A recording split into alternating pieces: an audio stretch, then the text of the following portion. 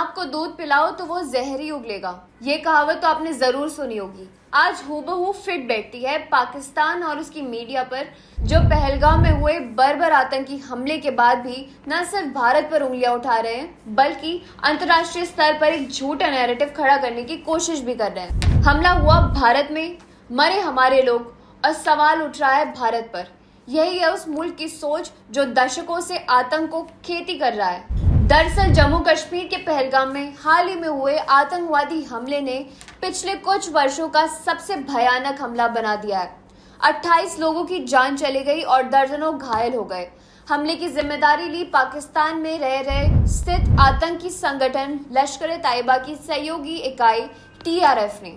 लेकिन इसी बीच पाकिस्तान में शुरू हुआ झूठ और भटकाव का खेल। सबसे पहले जरा नजर डालिए पाकिस्तान के मशहूर चैनल जियो न्यूज की इस हेडलाइन पर। 28 tourist kill in Pahalgam, Indian propaganda blames Pakistan. यानी हमला हुआ हमारे देश में और इनके मुताबिक ये सिर्फ भारतीय प्रोपेगेंडा है। इस मुल्क के केस में कोई नई बात नहीं है, पर फिर भी एक सवाल उजागर होता है कि क्या इनकी संवेदना का तराजू इतना टेढ़ा हो चुका है कि इस तरह के आतंक के खिलाफ भी आंखें मूंद ली जाए। वहीं पाकिस्तान के दूसरे बड़े मीडिया हाउस ARY न्यूज ने एक कदम और आगे बढ़ते हुए धमकी भरा स्वर भी अपनाया। जरा देखिए इनकी हेडलाइन क्या कहती है। You fire 1 missile, we'll fire 50। अब सोचिए, जब किसी देश का मीडिया ही ऐसे शब्दों का इस्तेमाल करने लगे तो आप खुद अंदाजा लगा सकते हैं कि वहां की सरकार, फौज और आतंकी संगठन किस एक लाइन में खड़े हैं। सिर्फ मीडिया ही नहीं, पाकिस्तान के पूर्व मंत्री चौधरी फवाद हुसैन ने भी भड़काऊ बयान दिया है। उन्होंने कहा, अगर भारत ने हमला किया या धमकी दी तो पूरा पाकिस्तान एकजुट होकर मुकाबला करेगा। लेकिन गौर करने वाली बात तो ये है कि ये वही नेता हैं जो अपने ही देश के लोकतंत्र और कानून के लिए आवाज उठाने से डरते हैं, पर भारत पर बोलने का कोई मौका नहीं छोड़ते। मगर भारत की ओर से कड़ा और साफ संदेश है। रक्षा मंत्री राजनाथ सिंह ने साफ शब्दों में कह दिया है कि आतंकी ही नहीं, उनके सरपरस्तों को भी बख्शा नहीं जाएगा। वहीं प्रधानमंत्री नरेंद्र मोदी ने भी इस घटना को निंदनीय करार देते हुए दोषियों को सजा दिलाने की ठोस बात कही। गृह मंत्री अमित शाह, सेना प्रमुखों और राष्ट्रीय सुरक्षा सलाहकारों की बैक टू बैक मीटिंग से साफ है कि भारत सिर्फ बोलने में नहीं बल्कि जवाबी कार्रवाई की तैयारी में जुट गया है। भारतीय एजेंसियों ने हमले के तुरंत बाद 3 संदिग्धों के स्केच जारी किए थे, जिसमें शामिल है आसिफ फौजी, सुलेमान शाह और अबू तला नाम के शख्स। गौरतलब है कि ये सभी पाकिस्तान के नागरिक हैं और इनकी लोकेशन की जांच भी शुरू हो चुकी है। वहीं दूसरी तरफ वैश्विक मंच पर इस हमले में गूंज पैदा है। अमेरिका से लेकर इजराइल और रूस से लेकर नेपाल तक हर बड़ा राष्ट्र भारत के साथ खड़ा नजर आया है। अमेरिका के राष्ट्रपति डोनाल्ड ट्रंप ने हमले को जघन्य करार करते हुए भारत को हर संभव मदद देने का आश्वासन दिया है। वहीं रूस के राष्ट्रपति पुतिन ने भी इस क्रूर अपराध बताया है और साफ कहा है कि दोषियों को सजा मिलनी चाहिए।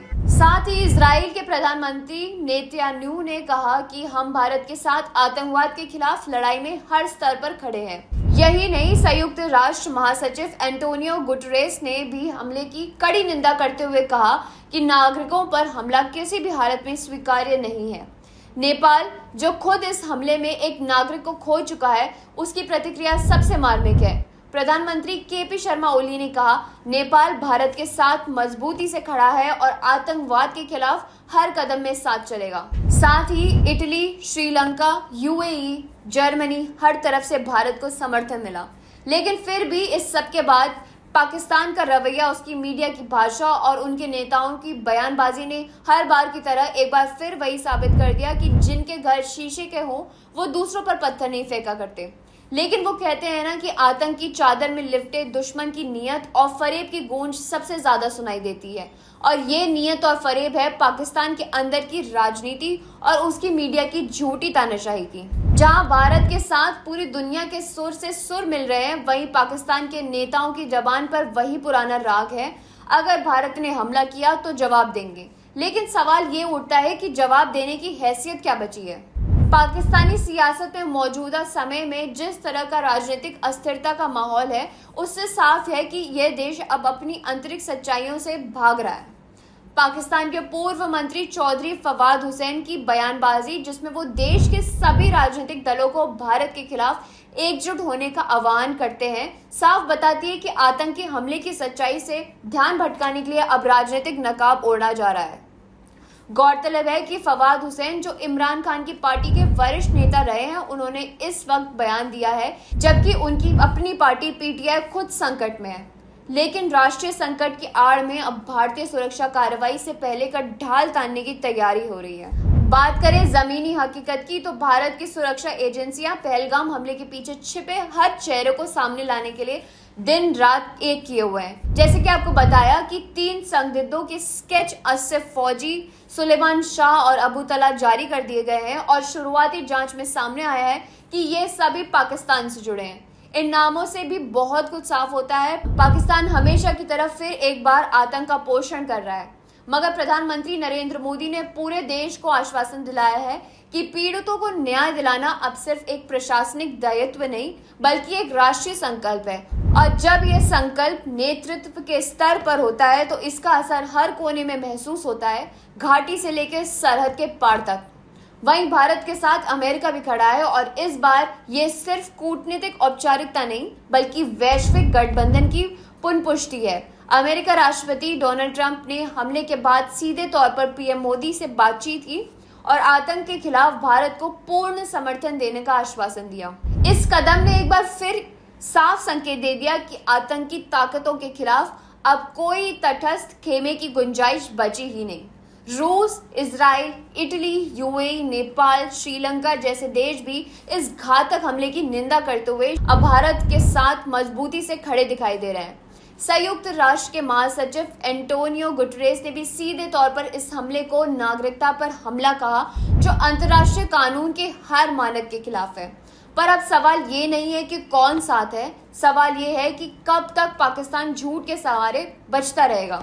दुनिया जानती है कि टीआरएफ यानी द रेजिस्टेंस फ्रंट सिर्फ एक मुखौटा है, पीछे वही लश्कर ए तैयबा और वो मुल्क है जिसने उसका पालन पोषण किया है, जिसने सालों से भारत के खिलाफ केवल नफरत की खोती की है। और अब पहलगाम हमले की जिम्मेदारी लेकर टीआरएफ ने खुद ही अपना गुनाह कबूल कर लिया है। बेहतर होगा कि पाकिस्तान अब फॉल्स फ्लैग ऑपरेशन जैसे झूठे नैरेटिव से बाहर निकले, क्योंकि ये खेल अब पुराना हो चला है।